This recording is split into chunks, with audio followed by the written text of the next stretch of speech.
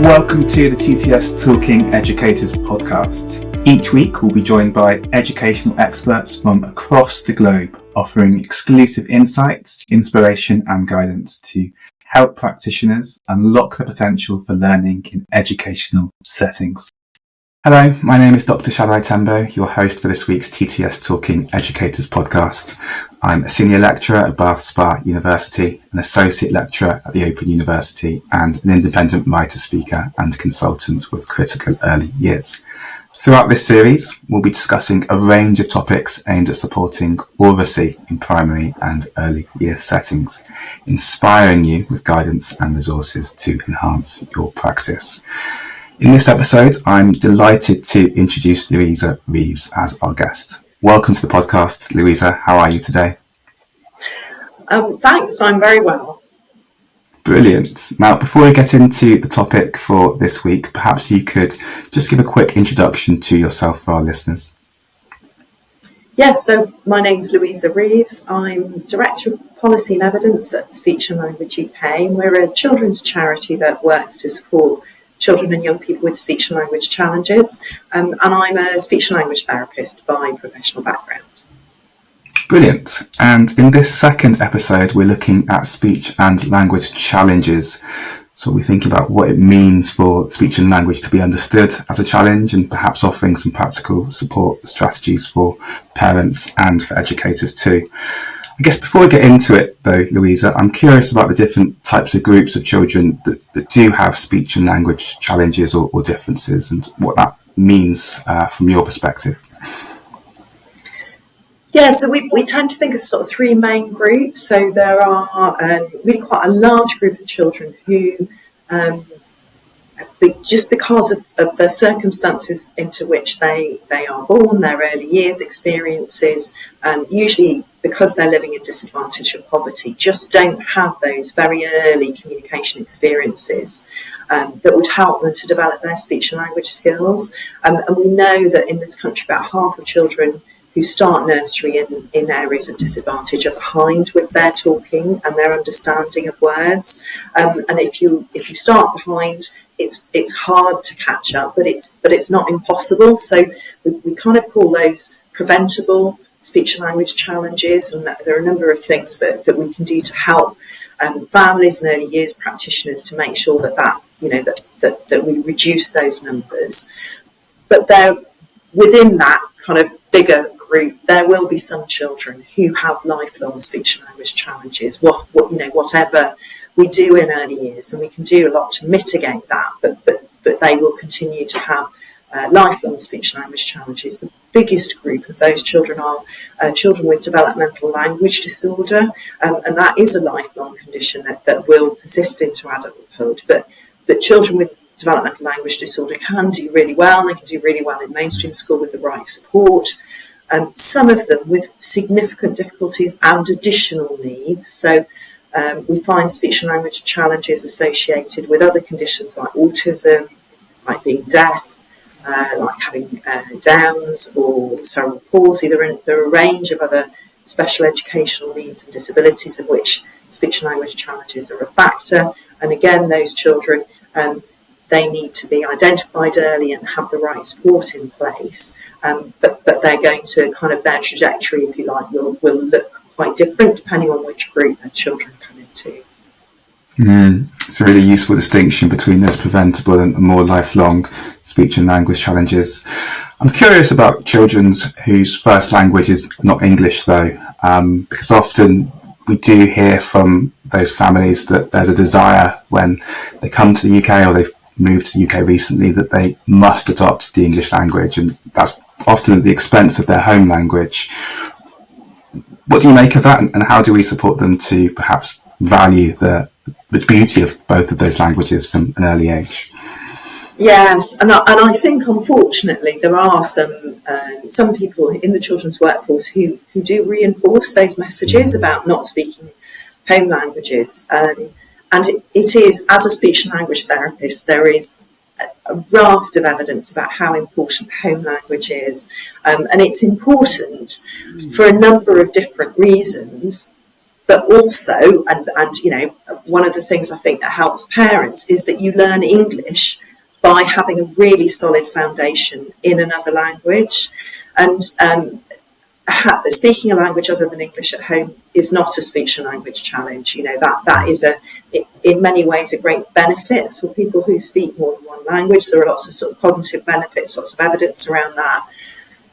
I think in this country, we should reflect on the fact that we're really unusual. Like 90% of the world's population speaks more than one language as a matter of course. And in this country, you know, we are in the minority in being largely only English speakers. So I think we need to kind of celebrate the diversity of languages that are available. You know, culturally, it's really important for young people to keep in touch with older relatives.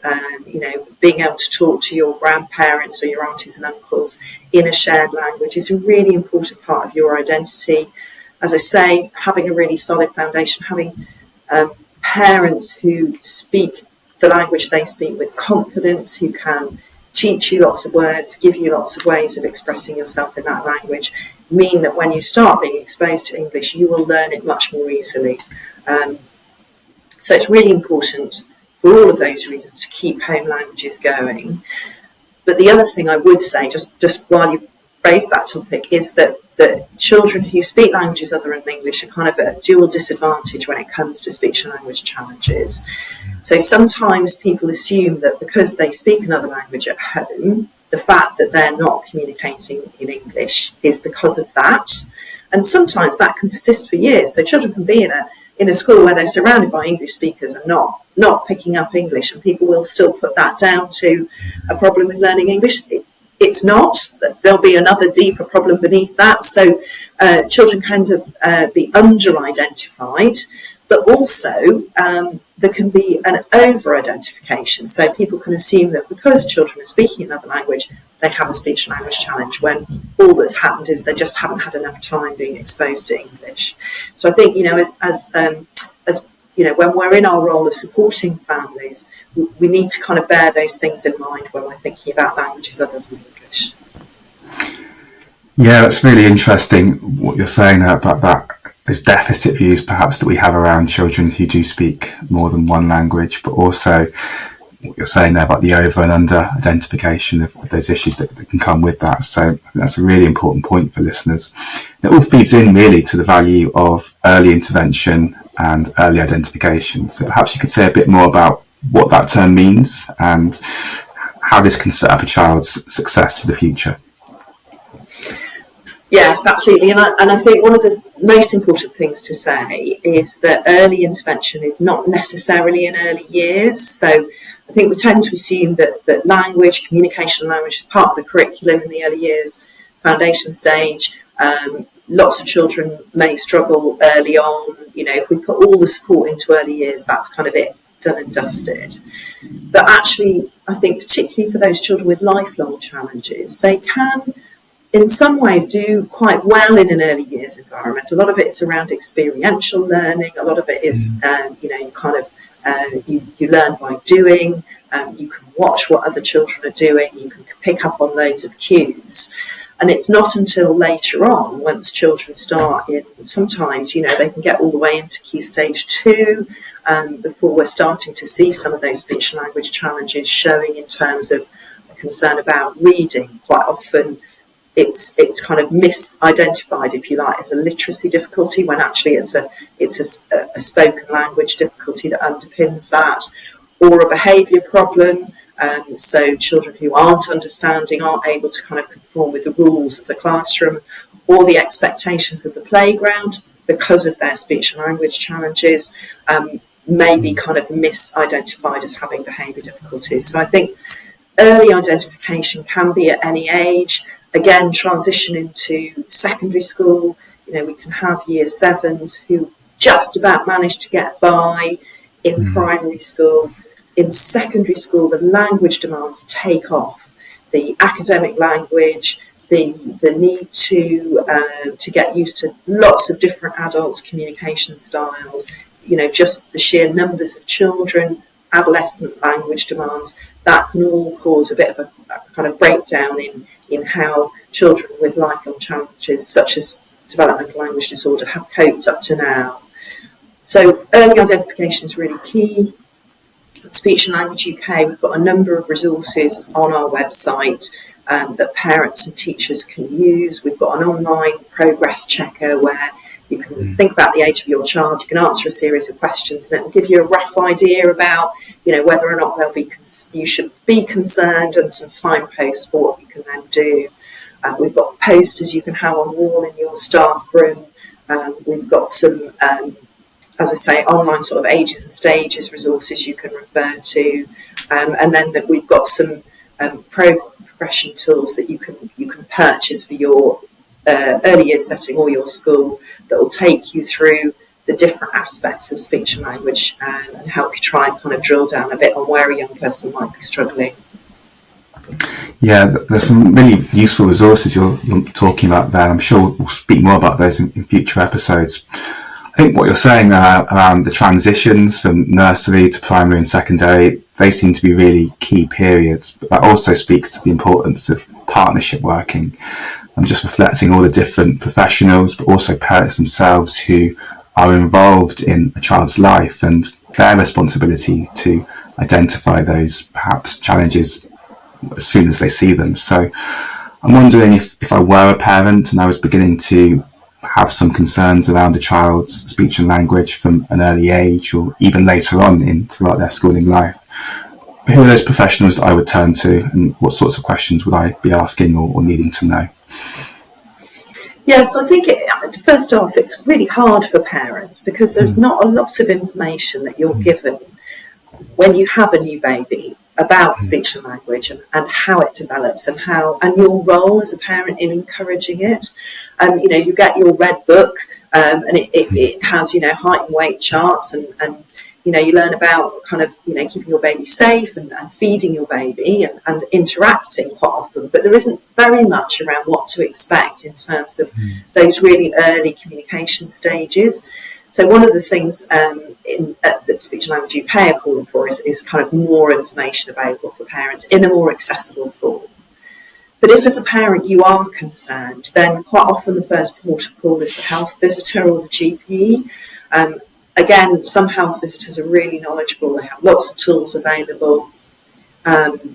Others less so. I mean, the health visiting system's been really under strain. Again, post-COVID, we saw a lot of health visitors kind of redeployed and kind of lost to the system.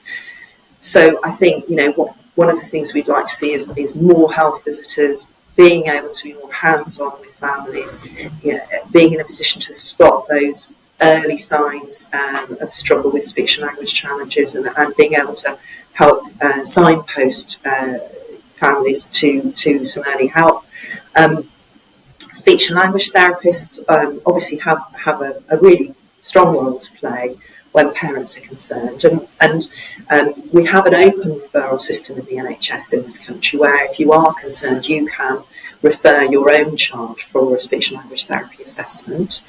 Having said that, there are quite often long waiting lists, so again, websites such as Speech and Language UK are really helpful in providing some kind of tips and sometimes some reassurance for parents as to kind of, how worried should I be about my child? And sometimes it's hard as a parent to kind of sort of level that expectation. Yeah, and I think you spoke in the first episode about the expectations placed upon parents and what they need to know, and actually that information can be quite overwhelming a lot of the time. I'm really curious about COVID-19 because you mentioned it just then.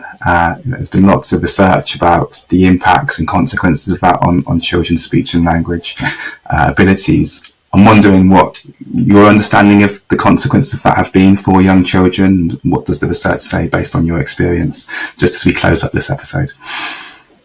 Yeah, it's a really interesting one. That there is a research project out at the moment called the Bicycle Study that's actually recruiting families of 4-year-old children, I believe, at the moment. So on our website, some information about that. If you've got a 4-year-old, you're interested in taking part. But they are looking at the impact on children's speech and language of kind of being born in those COVID years. I think for us, and that is kind of still to report.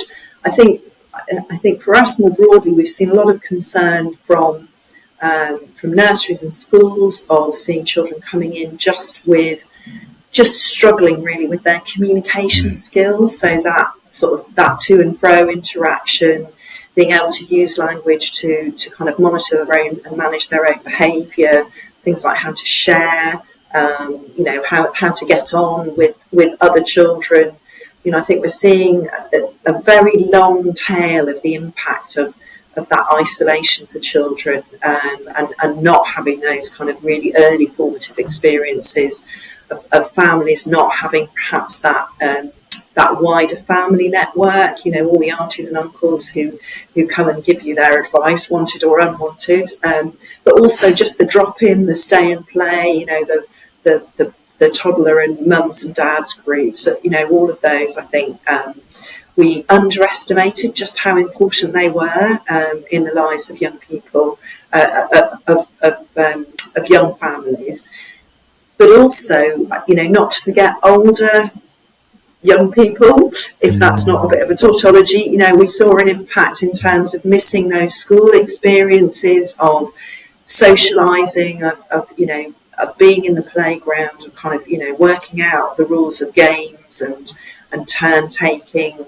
Adolescents rely very much on that interaction with your friends becomes increasingly important, doesn't it? And it became harder to sustain, and then I think harder to kind of reclaim afterwards. And we're still, I think, dealing with the kind of consequences of that, and the sort of flip side of keeping in touch was actually we were all very then reliant on social media, weren't we, and on online interaction, which clearly has huge benefits, but also quite pitfalls for all of us, I think, and for young people in particular.